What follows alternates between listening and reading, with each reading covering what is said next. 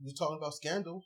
Go ahead. Oh, okay. So I was just looking on my phone, and there was a article in the Huffington Post that was referencing the monologue that Olivia Pope's mother did on the season finale of Scandal. And just to sum up, is basically talking about I'm not going to say plight, but the situation that a lot of Black women find themselves in, supporting someone and holding someone up and receiving nothing in return, and often being cast to the wayside, to have their ethnicity, the things that make them unique, stolen by white females and then heralded as if it was brand new. And it can go on and on. In our society, Black women have a stigma for always being portrayed as angry, always having an attitude, always loud, yelling. And there is truth in that. It's not deniable. There is truth in it, but everything has an origin. And no one stops to think about, where is the origin of these females' rage, of their anger, why they always pissed, why they always dissing. It started somewhere. Maybe they were one of those females that held someone down for a long time and then got cast aside, like all of their efforts were for nothing. Some people can keep doing that over and over again, and it doesn't bother them. But most people, when they get burned like that, they'll make sure they don't get burned again. So if they see anything, or even if they don't see anything, they'll start spraying venom just to protect themselves from that kind of hurt and disillusionment. But no one focuses on the origin of it. That's a big problem in our society in general, not just concerning the issue of Black women and their attitudes. But there is an origin. There's a song by Jasmine Sullivan called Brand New off her 2015 album, and it's about a woman working 2 jobs to support her man who has got dreams of being a rapper. And then once he makes it, he casts her aside. She held him down for all this time, trying to believe in him and support him and everything that he did. And then once he made it, all the promises he made her were for nothing. That happens. That happens all the time. And women who experience that kind of pain and disappointment, they'll completely flip the script in their mind, and they make it about them getting theirs, them getting their satisfaction. They got to have a man with money. They're not going to be supporting anybody anymore. And then they're seen as gold digging, money grubbing, hoes, yada, yada. But it all has an origin. Nobody springs from the womb saying, get money. That's not how it works. I think that is the reason why the actress's name is Candy Alexander, who plays Olivia Pope's mother, Maya, why her monologue was so powerful, because a lot of people, a lot of Black females can identify with it. Yeah, I do have my issues with this. And yes, while Black women can identify with it, from my standpoint, they tend to identify with it blindly. They're going through struggles. They're going through the daily grind. They're watching their bank account dwindle little by little every month as prices in the supermarket, grocery store, every way goes up. Gas prices try to go up, go down a little bit. The cost of living adjusts so much, and they're looking at their paychecks not adjust at all, except going negative. And they have a man that will eventually cheat or has cheated, and they stay with that man, and they don't change their situation. So they get angry at the man, and they listen to the other females rage about how men are dogs, men ain't shit, you can do better by yourself. And they buy into that. And when they finally hear such a monologue by the character Maya Pope, they internalize it, well, they more or less accept that as a badge of what they've internalized. And they're like, yeah, girl, talk that thing. You know what you're doing. Yeah, say it, preach it, girl, preach it. That girl know what she's talking about. And I'm like, not thoroughly, because and it's all about personal experience. As bad off as I see women got it, I'm no feminist, and I don't like feminists, but I think everyone equally should have it better than this shithole that we got. And when you see a woman with that level of monologue, which was deep, I admit it was deep, and I was wondering, okay, where she's coming from? Where is she coming from? What's going on? Because my upbringing won't like that. I didn't see women being taken advantage of except maybe once. And that was this girl in high school who let this boy who was popular just leave hickeys all over her face. I mean, she was a, red bone girl, and there was hickeys all over her face. And I'm like, whoa, your dad's going to like implode with rage, But for me, women have been at the helm, the advantage, in control, in charge. They have always been in such power. So when I was listening to that, I'm like, I don't know completely where this is coming from, although I get it. Everyone has their experiences, and the grand majority of this country, which happens to be ran by, white, old ass men who can't wait to put boot to neck on a female and make sure she can't be equal, because for some reason it's in their mind, men must be in control. Men strong, men smart, women purse, women skirt, women know nothing, get club, beat woman, drag to cave. That's what they seem to be like. And that's just not my mindset.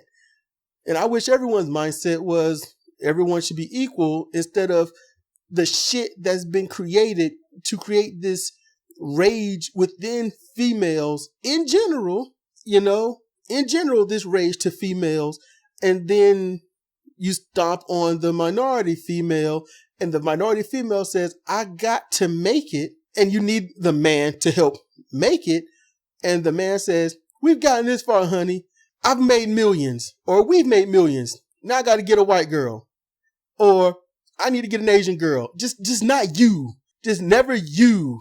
And yeah, there is an origin that's being ignored. And I just can't fathom why any dude would do that. If you got a woman that's gone up with you, like you're with me.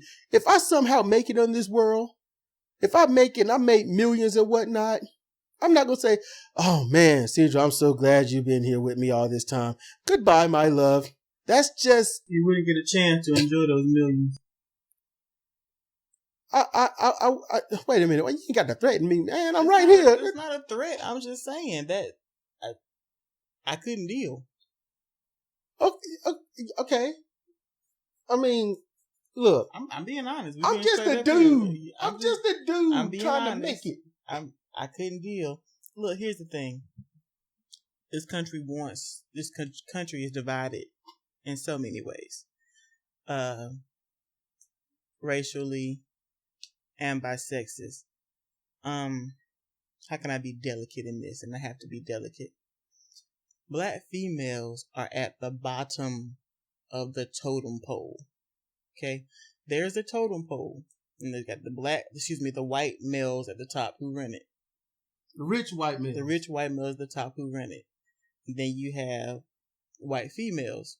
It's their job, the white male's job, to take care of the white females. Now, the white females are perfectly capable of taking care of themselves, but they are to be taken care of and that's where treasured and all of that. And then you've got black males below them. Black males ain't shit, and they work hard for them to know they ain't shit historically. And then you got black females. Hell, if black males ain't shit, then what the hell is a black female? The lowest common denominator. What about the Mexican females? What about the chicas? Historically, in this country, they haven't been a force until now. I have no idea what the chicas' life experience is. I wish one would tell me. What about Asians? What about the Japanese, the onas out there? What about... I don't know what the Asian female experience in America is. I'm guessing they probably got it pretty good. Folks want Asian females. They covet Asian females. White men, black men, all kinds of men want them a nice Asian female to follow them around and be submissive, even though that's not how they are. Asian females seem to like, they have a sense of, I'm not going to give you all this mouth, but as soon as one gets in charge and see how you fucking up, you would beg you would be on your hands and knees for a sister to be riding your ass about the bills and all about that stuff. But for me, I think the biggest problem is people's need and desire for money. People about, I want that paper, give me that cheddar, that butter, give me that cabbage, the lettuce, whatever it takes, money, moolah, dinero, it don't matter. They want it. So when they ain't getting it to get a lifestyle that they can just sustain themselves with, there's going to be arguments. We ain't got the bills paid. All right, then. So what we going to do? Because we ain't got no food. What we going to do? The lights or the food? You got to make a choice. And it's like, well, okay, now you put all the onus on the dude for that. You put all the onus on the dude. The dude got to go to work. He's got to deal with the shit at work. He comes home. Now he got to deal with this shit. And that's how it was for generations. That's how it was for generations. And then the woman is like, I'm at home. I got to take care of this goddamn house. I got to take care of these damn kids. I got to see them off to school. I got to make their food. I got to have your food ready when you come home or when you get up. And I got to do all this other shit. And then when you come home, the least you can do is have the money to pay the goddamn bills. And the dude is like, you know something, man? Fuck this shit. So yeah, when you go through life enough with that back and forth, as soon as you get free, it was like, I'm getting a white woman because I don't hear this shit out of them. And then you find out about the trailer park white women, and then you find out, well, shit, what's the difference? There's no difference, because you're going to get it just as bad, except they're going to be fucking their cousin, your cousin, or somebody, because that's all I ever hear that comes out of there. And see, the thing is, okay, every sex gives their type of shit. Okay, she is at home taking care of the kids, taking care of the house, taking care of him. She's tired. She's been working from sun up to sundown. He comes home, wants to fuck. Does she feel like fucking? No, but she's not doing her wifely responsibilities. Who feels like fucking when they're exhausted? I want to put pillow to head and sleep for 2 weeks. Want some dick? It don't work like that. That's not how. It takes energy to have desire. And if you ain't got no energy because you're taking care of the kids and the house and everything else, then, it's not there. But let's add to that now women do that and they work. It's you have to see it from the various points of view. And I think why Maya Pope's monologue was so powerful is because she gives you a point of view that has not been heard on TV. Things that she said have been communicated, between women, in conversations, Facebook, maybe even in books. But to have a black woman come out and say it the way a black woman would say it on TV, it's poignant. It's significant. I gotta disagree. And I'm gonna tell you why. See, I already went over why I was just sort of missing the boat at the time of watching it, but I get it. It ain't because I'm black. It ain't because I'm with you. It's because I fucking get it. All right? Anyone with brain one, and as I said in my previous post, I usually don't just insult people because they don't agree or don't understand something, but there are just some things you gotta fucking understand. And the reason I disagree with this is because this black woman on this channel, which predominantly watched by black people, just like Empire, all right, people watch Scandal. The white people that watch it, they listen to it. It was probably a turnoff. It was probably a buzzkill. They probably laughed at it. Or they was probably like, I don't get it. What problems do black women got?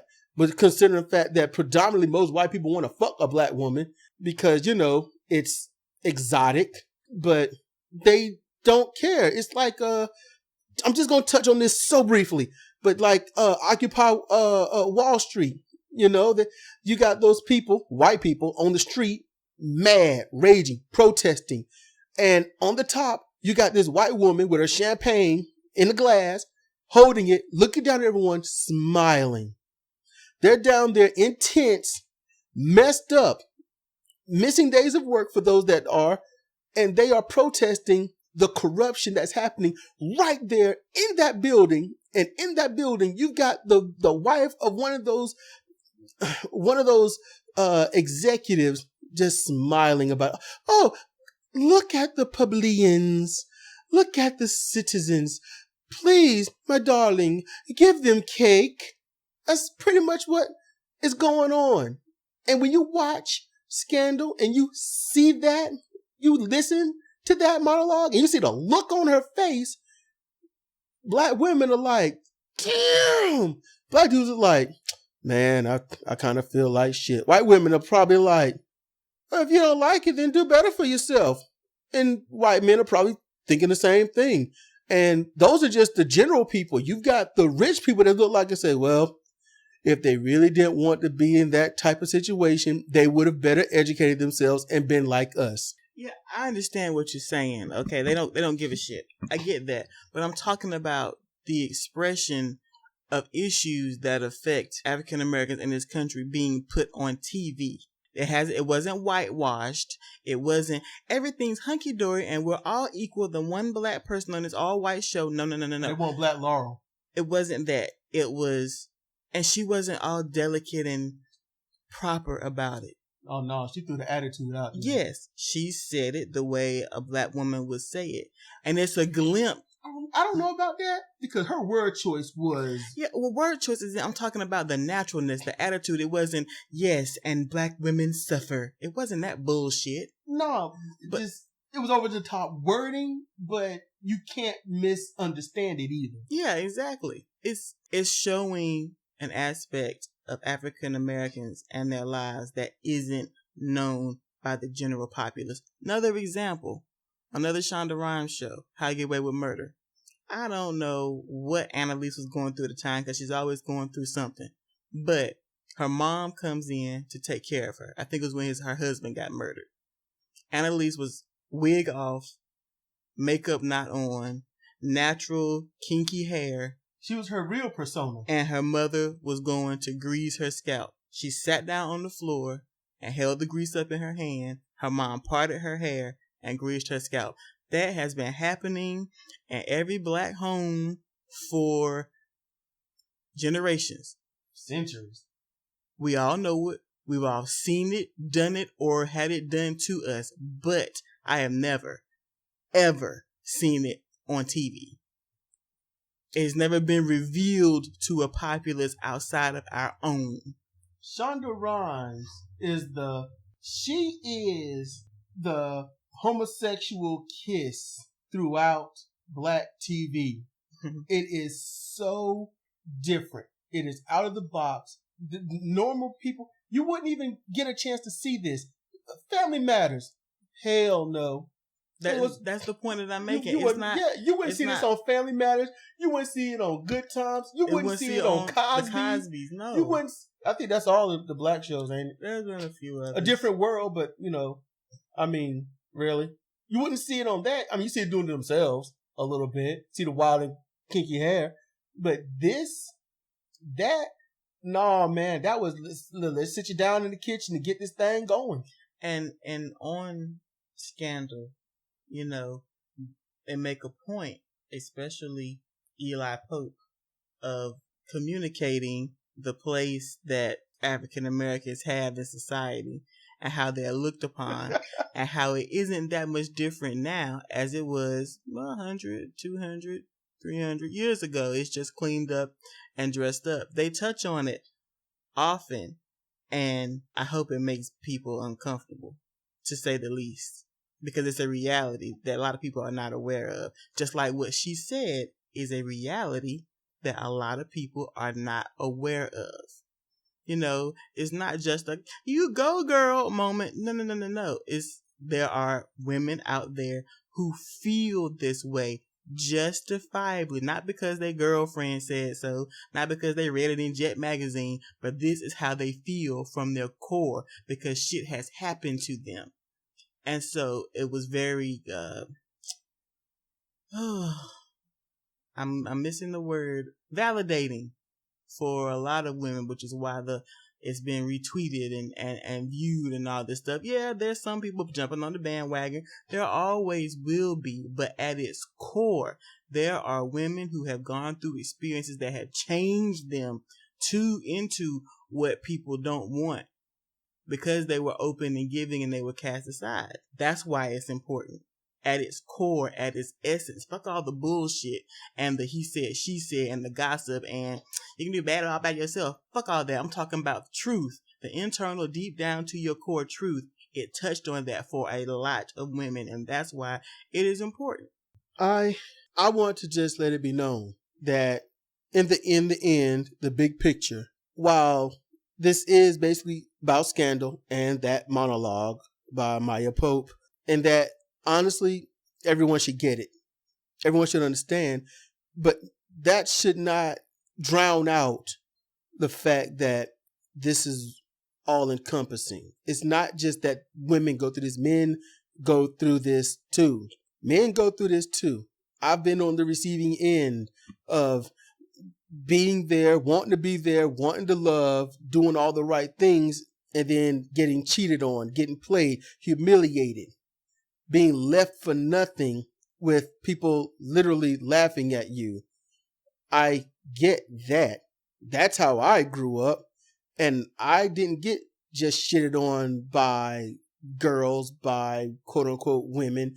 I got shitted on by everyone around me, just like the majority of people in this country.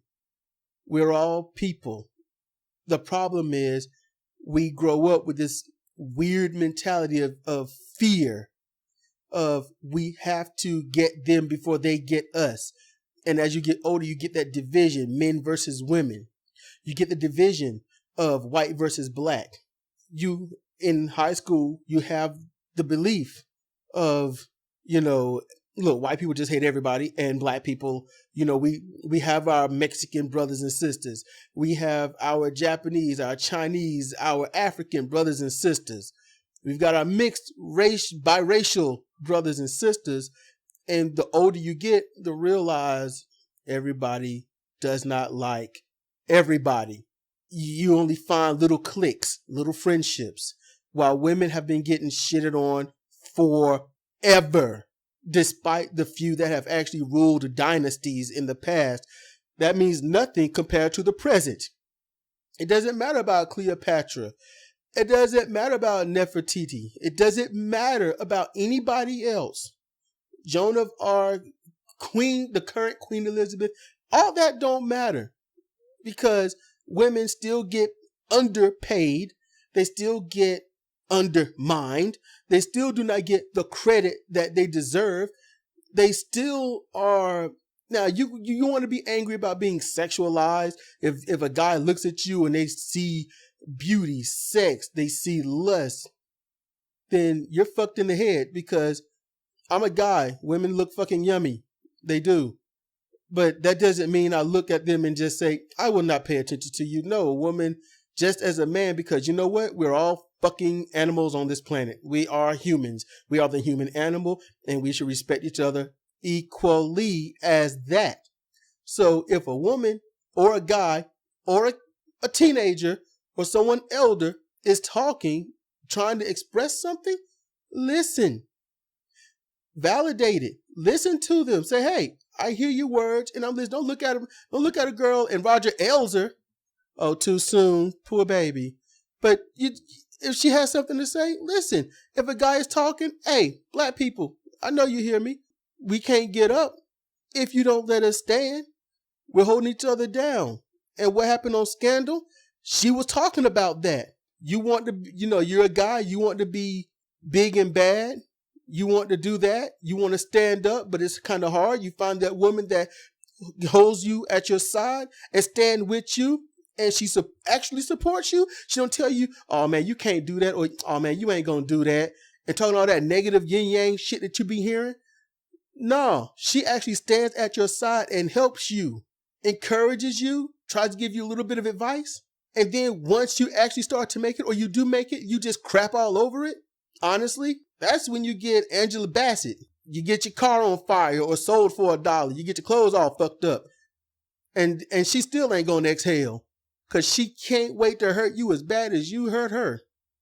And that's when the woman hurts you so long, or she hurts so long hurting everyone else, that she becomes the bad guy and don't even know it. You ruin her, so the next guy that's going to be good to her, you know what she do? She fucks him over because she wants to get him before he gets her. That fear mentality I spoke of earlier.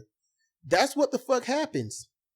And then what happens? He's going to talk shit about her, but she's going to go to the next guy because, fuck that. I ain't got time for no drama. I ain't got time for no bullshit. She's trying to get hers. And you know what happened to the guy that she just fucked over? He going to fuck some other woman over. You see how the web begins? We can all stop it if we just act decent. Don't cheat. What's the point of it? I know some say it's a game. They will see how many they can get before they get found out. That's stupid. You done hurt somebody's emotions. The truth is, you don't want it happening to you. So don't do it to anyone else. And if we can all be better, then maybe we wouldn't need a show that has to put in such a powerful monologue to express how fucked up we are or have been. And probably will continue to be until we just collectively say enough is enough. This is Cedric Kennedy and Sidra Owens for Comparative Reasoning. Thank you for listening.